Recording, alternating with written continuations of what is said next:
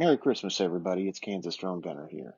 Hey, today's video is going to be focused on a load development sheet that I utilize for my various rifles when I'm trying to find the best load. So the information that I utilize from that is when I collect it in with my chronograph out in the field, and I come home and put it on the computer, and this is the form that I utilize. So I am making this available to you free on my website, which will be tagged at the bottom of the message down in the description. So feel free to go download it yourself and leave me a comment or some input or feedback, and hopefully you can find it useful. But hopefully after watching this video, you'll know how to actually manipulate that sheet and make it ideal for your purposes.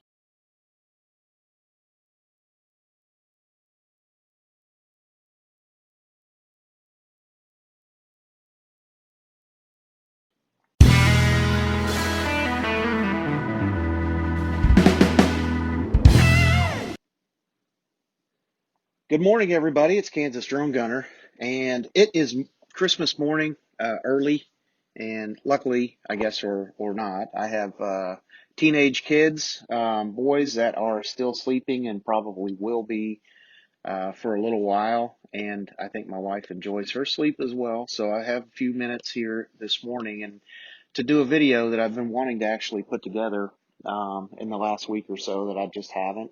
And FYI, the actual channel, if you're watching this, I assume on YouTube, the channel is going to include some stuff over the winter because I won't be able to get out and shoot quite as much. So I might do some, I'm going to call them technical briefs or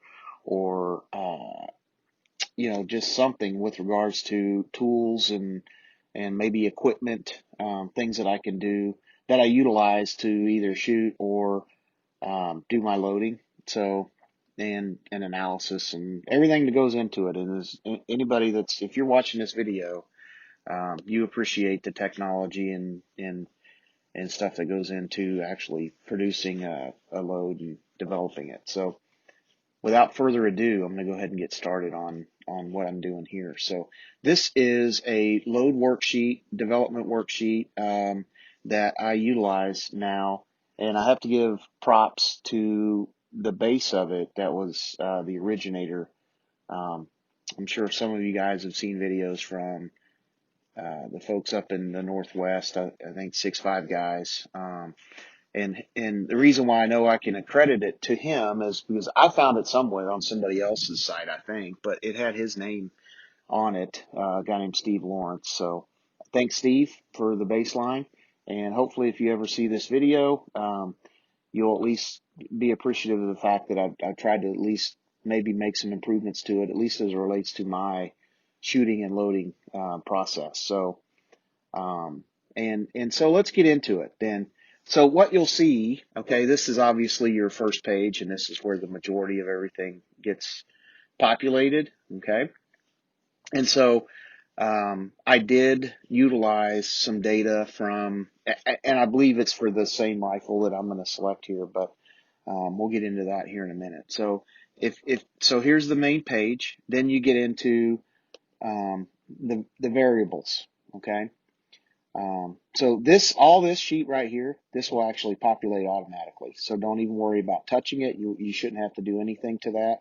I just threw it in there because I thought the Miller twist rate formulas and that were kind of cool when I was doing some origination on ammo, um, I guess evaluation for my different rifles. I kind of utilize that to at least reference maybe a starting point as far as maybe how heavy a bullet or what. So anyway, it's in there. It's a point of reference anyhow. So and then you get into and again, all this data. This is essentially a list of rifles that I have that I load for and test um, on. So I'm leaving those in here for now. But when you get to it, you'll want to populate your own. Okay, and use those. So maybe you don't have as many. I'll leave one in just for reference. This I'm going to leave in the sheet for you. This is data from all the different projectiles that I've shot and loaded, I suppose, for all of my rifles. So you'll see the diameter. I mean, it's 22 caliber up to 30 caliber for me. So, and then case data. So what I referenced there is obviously you can read that. So manufacturer, what kind of prep I did. I don't have anything as far as annealed or unannealed because at this point I have an amp annealer and everything that I shoot or reload now, I just go ahead and anneal. So, but if you wanted to add that, I guess you could. And then primers, it's a list of primers, and you'll understand maybe why all this is relevant here in a minute. And then the powders, here's the different powders that I use or have used, I suppose. And then radar data. Now, I included this tab in here just to have something to play with. But what I would say is, I mean, obviously this has nothing to do with your rifle, blah, blah, blah, the whole,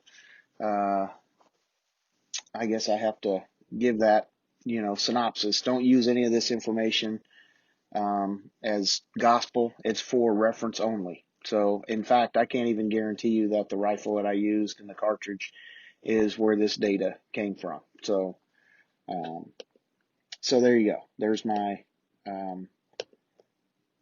whatever you call that, I guess. So, okay. So I'm pretending in this case that this data here is what I would pull up from my lab radar. When you go out and shoot, you come home, you take the little SD card out, you put it in slap it in your computer, it pulls up a spreadsheet log. Then I'll take that and then I'll just basically copy and paste that information into my sheet. So that's where that comes from. So essentially this is just acting as though it's raw data. Okay. So going back here to start. So right now we're going to go ahead at the top here and I have data validation on all these primary cells. So what I'll do is I'll pick this rifle just for S and G's here. Okay. It automatically populates. So this data validation, if you go to your data tab, and again, I've done all this, so you don't have to worry about this as long as you have good, accurate data in your tabs down below. Let's see here.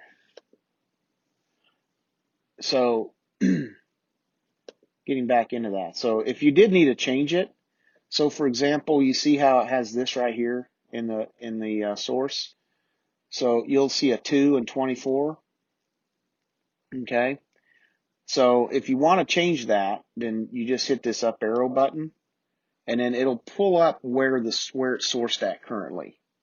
Okay, so if I wanted to change, let's say I only had, let's say I had 30 rifles, okay, or yeah, 30. Okay, so I want to use that, which I mean, obviously, I don't know how many people have those, but I'm sure there's some of you that do. Okay, so once you select that, you'll see your little pull-up menu here. Now it says row 2 to row 31. Okay, it automatically does that. So I'm gonna go ahead and hit enter. And it's going to go back to this screen and I'm going to hit OK. I'm just doing this as a sample to you guys. So now if I were to have more past this UNTOP Precision 300 Blackout, then it would provide, that list would just keep going on down. Okay. If you only have 5 or 6 or whatever, it's going to stop here and make life a lot easier for you. So once I input that rifle, over here in my rifle list, I have everything associated with that particular rifle. So here's the caliber, barrel length, twist rate, and optic. Okay. And that's really just for a reference point. Okay. Then, put in whatever your range is. When you go out to your range, I always collect the environmental conditions on my Kestrel. Sometimes I'll just come back and look it up on weather.com or Weather Underground, looking at the history. It's not super critical. For me anyway, but it's something that I like to keep track of. So these are just manual inputs. I'm not worried about, we'll skip the density altitude for the time being. And with today being Christmas Day, I'm going to go ahead and put the date in. Okay. Now, some of this information you got to populate. So I'm just going to assume, I don't even know what my overall lengths are on that particular cartridge. I'll just pull an arbitrary number, or 2.850. Inch, actually, that would be a 2 point. I'll go ahead and put the, I mean, it doesn't reference anything. I'll put the inch in so that way it formats it good. And then I'll say 2.350. I don't know, those numbers might be fairly close. They may be way off, but whatever. You get the drift. So next you go down to your bullet. And so the way that I've got it configured, you'll see here where, all these, again, these two things, and then even over here to your G1 and G7s correlate to, here's my projectile data. So in this case, I'm going to go down here. It's a 6.5 PRC. I don't know in particular which one it was, but it's a good chance it could have been a Hornady 147. Okay. So I'm going to remember the 26333. So that number, I go back to my list, which again, I've already have it populated with a data validation. And I just come down here to find Hornady 26333. It's right here, and boom. And you see automatically it populates everything. And all this data right here actually it'll populate, it'll have a use, later on down the road as we get down this chart. So the other things are, of course, I've got case data, right? So I'm going to go ahead and just I'll pick, in this case, let's just say Hornady, full length sized. Not a ton of options on 6.5 PRC. Primer. I think I usually use the 210s. Okay, Federal Gold Medal match primers, large primer on that one. And powder, we'll just say H1000. I've done some lids with that. Okay, so now we're going to get over here and input some data on a charge weight. Okay, so once again, stipulation, don't use this. This is just reference data. I actually don't even know 100% sure where I would end and start, but let's just say 55.5 grains for a 6.5 PRC. Okay, and these are just arbitrary numbers. Oops. Oh no, we'd be at 60.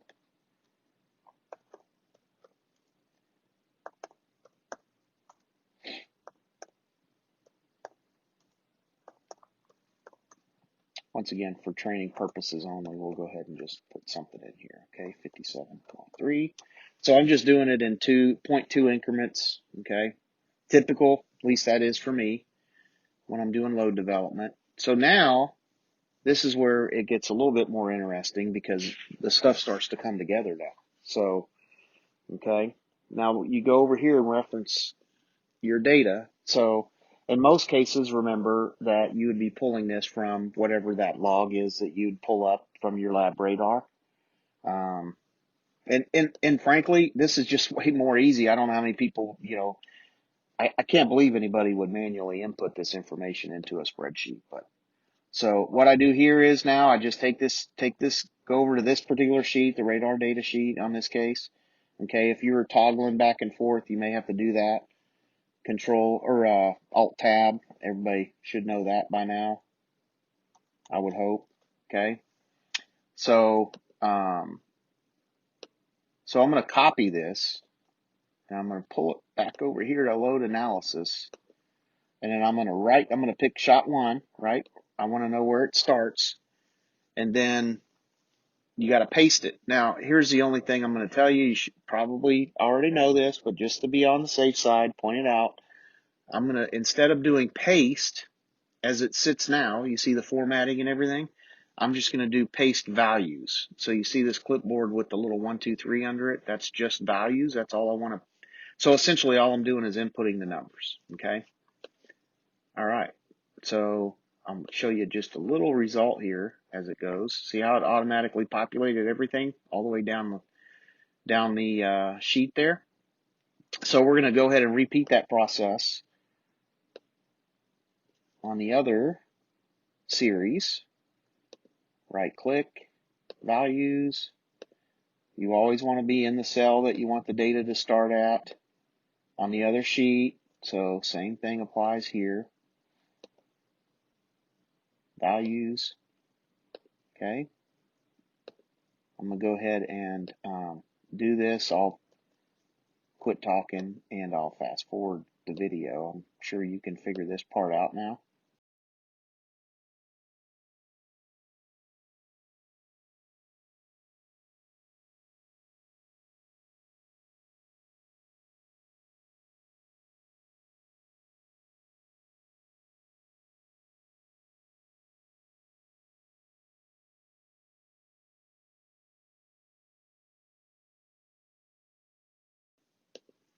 Okay, I'm back. So now you see all the cells that are highlighted, or all the cells are populated now with the data that I drawed over, copied over from that.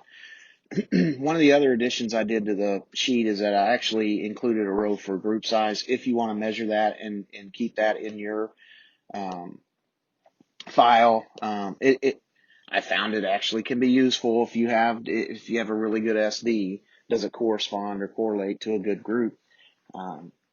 So when both tend to go together, and I have both of the two in kind of the area I like, then that's usually a load that I'll try to focus my energy on, or in that general area. So, okay, so going down the list, you have your mean, your medium, your min, your max, drawn all. From here, calculations accordingly. So median, is your average velocity. Those calculations are already in there for you, so you don't have to do anything to this once you have it. And then again, remember I mentioned the bullet stability over here. So it automatically populates. You see how it does that? So if I'm reading it right, it's Miller's formula, right? So if the stuff that I've been told or read about is correct, the stability, you don't want anything under 1.4, I think is what it said. So um, anyway, these bullet stability ratings are pretty good, I guess. So all right, so now you go down into the -1 +1 SD.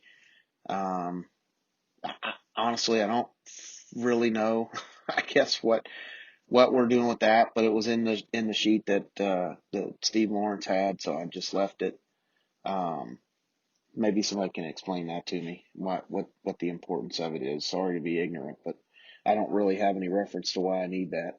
I left it in though. So, and then the ultimately though, what I'm trying to get to is the SDs. And again, these calculations are all inputted in the sheet in extreme spread based on these numbers up here, right?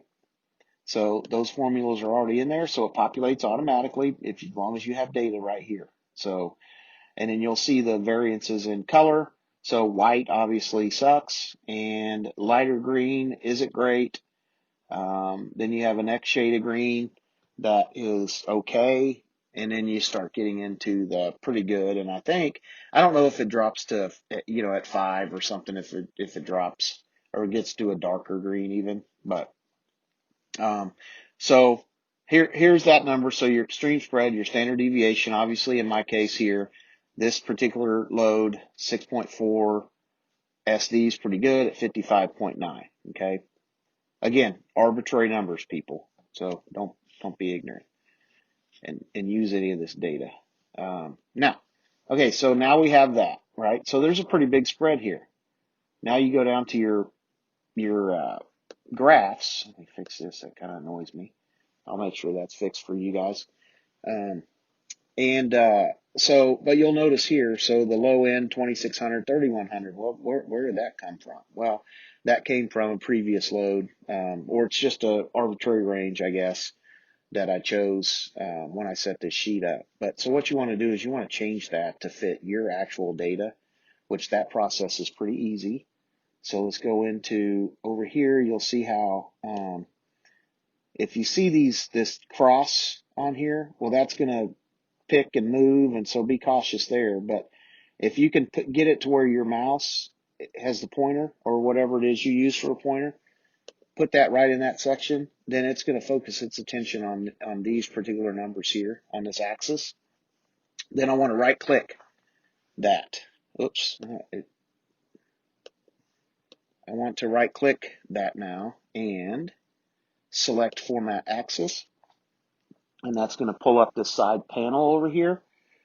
Okay, and so if you remember, our min is 2911, right? And our max over here is 3154. So of our data set, that's our minimum that we've actually fired and our maximum. So what I'm going to do is I'm going to go over here. I'm going to pick a range outside of that range, right? So 2911, so I go to 2900 and then I'll go to 3175 and I'm going to hit enter. Okay, now I come back over here to my chart and you'll notice it's representative of what our graph should look like. And then you have each shot, okay, on yours in the series is represented by a dot. But ultimately in this graph, I want to see the line, you know, and in particular, this is a pretty straight line actually, but, you know, kind of just gives you your range. And if you're doing a step up like I did with 0.2, for obvious reasons, you're going to see that correspond to an increase typically. And then you go down to the next chart, and that's another thing that's annoying. And you do the same thing. So I'm left clicking over here, make sure my pointer's on it, then I'm right clicking and I'm pulling up Format Axis, and I'm going to change these numbers to match my data set. See how it automatically does that? Boom, adjust, fixed. Now I have a completed worksheet of all of my pertinent data for my load development that I need. So I actually have a binder for every one of my rifles that I utilize, and I keep history. So I make targets personally too. So they're 8x11 targets that I use to shoot at, especially in my load development. And so I will keep the two together. So I always, try to have, if I go out and do a load development, I always have the corresponding target to the load data itself. So that's where I get into the group size. So obviously I keep a hard copy of the data of this particular outing, and then I will keep an electronic copy. So let's do this here. All right. So now we're over here at the printing thing. So when I go to print this, I have this formatted differently than Steve did. He had it all on one page, which is fine. But I mean, as I've gotten a little bit older, it's harder and harder for me to see anyway up close. So, and I just think it looked better in my book if I were to just make it a little bit bigger. And so anyway, I changed the size formatting to where it would basically be 2 pages. So front and back. So here's the graphs on the back side. And if I do print on, double-sided, it makes it pretty easy to reference back and forth. But I really like the look of it. Plus, I added several things in mine. His truly just stopped. I think it started here, but all this up here I added for my own personal references. So hopefully you can find that to be useful on your load sheet. But so there it is, and then I print that, and it's ready to roll. So. I'm not sure if there's anything else that I can point out to you on it. I am going to make it available to the on my website that I have in the download section, which I guess I could show you that.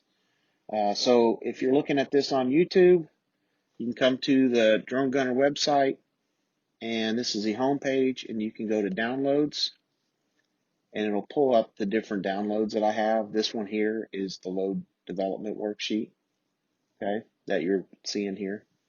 So feel free to download it. It's free. I don't care. I'm not trying to make money off of this stuff. I really enjoy the hobby and I want to share it. So hopefully you can find this useful. If you like what you saw in the video, feel free, please subscribe to my channel. And I would appreciate any feedback that you guys might have. Please throw it down in the bottom. I'll put a link to the website in there to download the sheet.